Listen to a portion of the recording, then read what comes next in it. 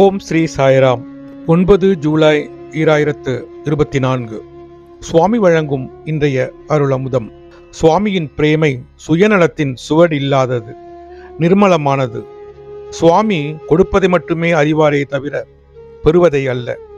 சுவாமியின் கரம் ஒன்றை கொடுப்பதற்காக மேலே இருக்குமே தவிர பெறுவதற்காக அல்ல.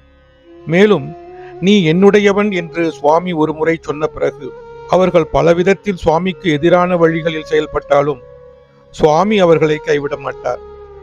இப்படி சுவாமியால் நீங்கள் என்னுடையவர்கள் என்று ஏற்றுக்கொள்ளப்பட்டவர்கள் ஏன் கஷ்டங்களுக்கும் துன்பங்களுக்கும் ஆளாகிறார்கள் என்ற கேள்வி எழக்கூடும்.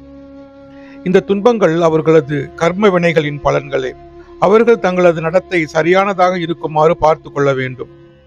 ஒருவேளை இறைவன் ஒருவருக்கு 100 ஆண்டு கால ஆயுளை அருளினால் அவர் தற்பெருமையால் பூரித்து போய் 100 ஆண்டு காலம் வாழப் போகிறோமே என்ற நம்பிக்கையில் ஒரு மரத்திலிருந்து குதிக்க முயற்சிக்க கூடாது. அவர் 100 ஆண்டு காலம் வாழலாம், ஆனால் விழுந்தால் தனது காலை உடைத்துக் கொள்ளக்கூடும். எனவே இறைவன் அருளிய ஆயுட்காலத்தை கருத்தில் கொண்டு ஒருவர் தார்மீகமான வாழ்க்கையை நடத்த முயல வேண்டும்.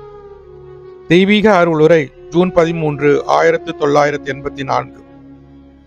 நீங்கள் எதை செய்தாலும் எங்கிருந்தாலும் நான் உங்களுடன் உங்களுள் இருக்கிறேன் என்பதை நினைவில் கொள்ளுங்கள். அது உங்களை அகந்தை கொள்வதிலிருந்தும் தவறிழைப்பதிலிருந்தும் காப்பாற்றும் என்கிறார் பகவான் ஸ்ரீ சத்திய சாயி பாபா. ஓம் ஸ்ரீ சாய்ராம். ஓம் ஸ்ரீ சாய்ராம். ஓம் ஸ்ரீ சாய்ராம்.